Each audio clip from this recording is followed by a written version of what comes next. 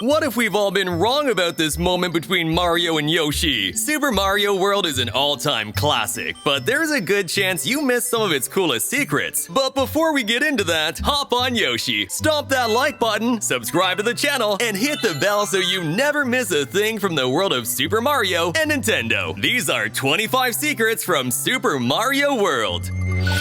There's no doubt that the real star of Super Mario World is Yoshi, a companion who made his debut in this game. But funnily enough, he wasn't originally going to be a dinosaur at all. He was supposed to be a horse.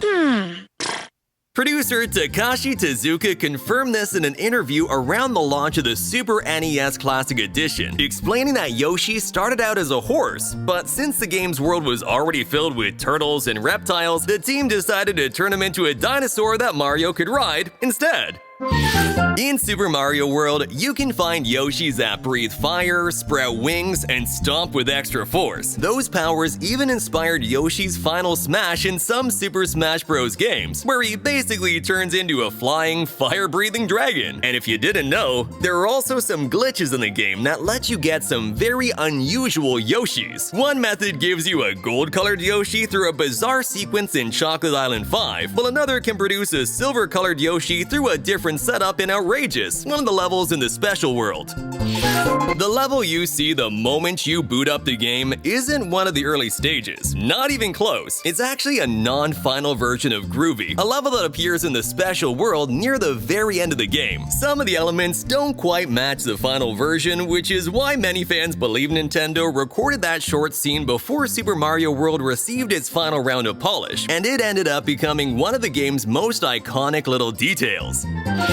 The sunken ghost ship level has a really cool secret behind it. That location was once one of the airships used by the Koopalings in Super Mario Bros. 3. At first glance, there's nothing in the level itself that gives it away, but the original game manual actually confirms it. On top of that, at the end of the stage you can find a floating orb with a question mark on it, an item that had already appeared after defeating Boom Boom in Super Mario Bros. 3. And while we're on the subject of ghosts, here's a small extra detail. If you stare at Boo for more than 13 seconds, it'll make a funny face. And if you stand in front of a big Boo for about 25 seconds, it'll briefly lower its hands just to check if you're still there.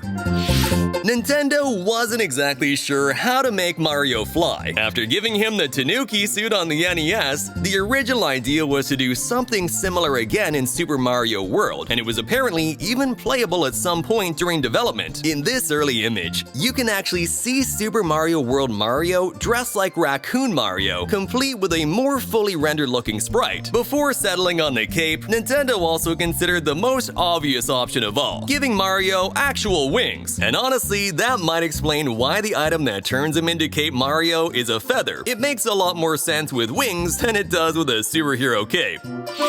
You can replay a castle level anytime you want, even after you've already cleared it. To do it, just move to the spot where the destroyed castle used to be and hold L and R. That will reactivate the stage and let you play through it again.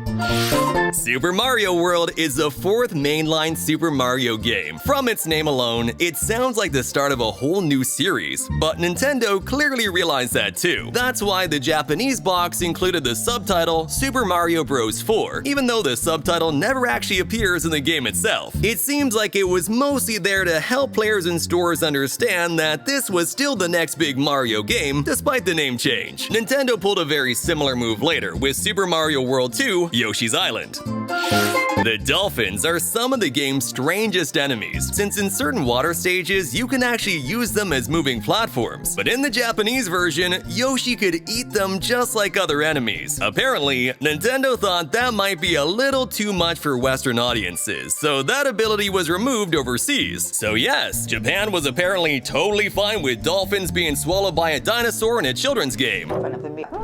This might be the game's most notable example of censorship, but there are also smaller ones, like this change in the GBA version. After clearing the first castle, the text now describes Iggy as crazed instead of demented, since the latter is considered offensive in some regions.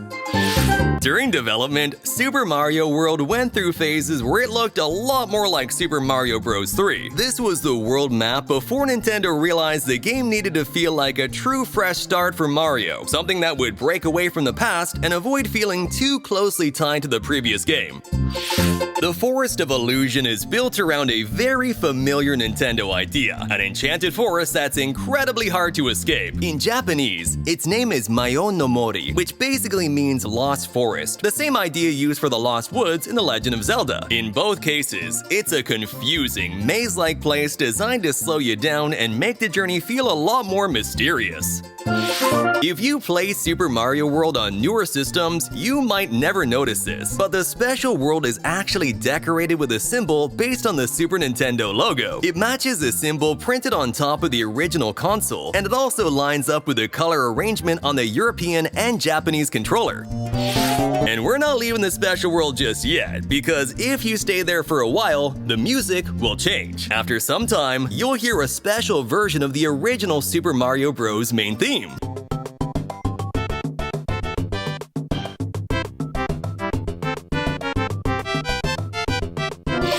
On Yoshi's Island, the first world in the game, there's a mountain with a very distinctive shape. The grass around it and the circular pool of water at the top are a reference to the Japanese mythological creature known as a kappa, an amphibious creature that drowns humans in lakes and were said to eat a ball-like organ located inside the anus known as the shirikodama. According to the game's instruction manual, this landmark was actually called Kappa Mountain, even though the name never appears in the game itself. And just to be clear, the Koopas in the Mario series are still turtles, not Kappas, no matter how easy it is to mix up the names. One of the aquatic enemies in this game has a bit of a split personality. Rip Van Fish is a little fish that'll charge at Mario as soon as it spots him, but it's not dumb at all. If Mario has a superstar, the fish will immediately swim off in the opposite direction. So yeah, it definitely knows what it's doing. And by the way, the name Rip Van Fish is a reference to Rip Van Winkle, the main character from a classic American short story in which he falls asleep for 20 years. Creating Yoshi clearly wasn't easy. Going from a horse to a lizard probably came with a few challenges, and somewhere between equine and fun dinosaur, Yoshi looked a lot more like a dragon. At one point, he was taller and thinner, before eventually becoming shorter, rounder, and way more adorable. The worst one by far though, at least in our opinion, is the Yoshi with a giant snout and permanently angry face. Which version is your favorite? Let us know in the comments. Yoshi's house in Super Mario World has become iconic thanks to its design and the fact that it appears in the very first screen of the game. Maybe that's why Nintendo paid tribute to it years later in Super Mario Odyssey on Nintendo Switch, with a 3D version of the location in the Mushroom Kingdom. And if you look closely at the mailbox outside Yoshi's house, the symbol on it isn't just decorative. It's actually the logo of the Japanese Postal Service. Right next to it, there's also a message block used to give the player hints, which 36 years later, Bowser Jr. would use to communicate with Mario and Peach in the Super Mario Galaxy movie. Hashtag Save a Yoshi. Honestly, that hashtag could apply to just about every game where Mario rides Yoshi, because somehow the plumber always ends up mistreating the poor dinosaur in one way or another. The really interesting part is that Nintendo was clearly aware of this from the very beginning. Early animations in this game suggest that Mario was originally supposed to hit Yoshi in the head to make him stick out his tongue. That made Mario look pretty bad, so Nintendo decided to censor the animation. In the final version, it just looks like he's giving Yoshi a command, almost like he's telling a Pokemon to use a move. Super Mario World later came to Game Boy Advance as Super Mario Advance 2, and that version included some pretty important gameplay and visual changes. For example, Luigi had his own unique sprite design, and he could also jump higher than Mario. Peach appears on the level coins once you collect all the Yoshi coins, and the poor dolphins become vulnerable to Yoshi's tongue again. There were also smaller changes, like the Koopalings and Bowser going from 3 fingers to 4. The game's final level includes the message, "You are a super player," but in the original Japanese version, there's actually a grammatical mistake, because it simply says, "You are super player." Thankfully, that was corrected in the version we got, although, to be fair, the message Nintendo wanted to convey was still perfectly clear. If Super Mario World was once going to be treated as Super Mario Bros. 4, then Yoshi's Island was at one point going to be Super Mario Bros. 5. The core gameplay wouldn't have been radically different from what we ended up getting, but the stage structure was apparently planned to be much closer to Super Mario World, with levels with a time limit and a faster, more frantic pace. Remember how the Koopalings were named after famous musicians? Well, the mid-boss Reznor was inspired by one too. He's named after Trent Reznor, the musician and composer from 9 Inch Nails. And just like the Koopalings, his name is different in Japanese too. Over there, he's called Bui Bui. We also got a look at a very early version of Super Mario World, featuring a world map completely different from the one we know from the final game. This would have been the game's opening scene, and the map itself is shaped like a mushroom, with a sepia tone look that seems meant to feel old or nostalgic. Honestly, it feels a lot closer to the visual and artistic style of Yoshi's Island, so it is very possible that some of those ideas ended up carrying over into the sequel. Super Mario World even got its own VHS animated release that was controlled with a plastic toy phone. And yes, that sounds exactly like the kind of bizarre Nintendo experiment you'd expect, because it absolutely was. It was basically an interactive storybook for kids made for the Terabiko, a device released exclusively in Japan in 1992. Children had to press one of 4 buttons on the phone to answer questions and interact with the story. Honestly, peak 90s chaos. The sound you hear when a Yoshi egg hatches actually comes from the NES game Devil World. That name might not ring a bell right away, but you'll probably recognize its main character from Super Smash Bros., where he appears as an assist trophy. After Nintendo's massive leaks in 2020 and 2021, the original music files for Super Mario World finally surfaced. Once they were reconstructed, it became possible to separate and restore the original instrument recordings used in the soundtrack, bringing them together for the first time in a format without the compression of the Super Nintendo hardware. In other words, fans were finally able to hear the legendary Super Mario World soundtrack much closer to the way Koji Kondo originally created it.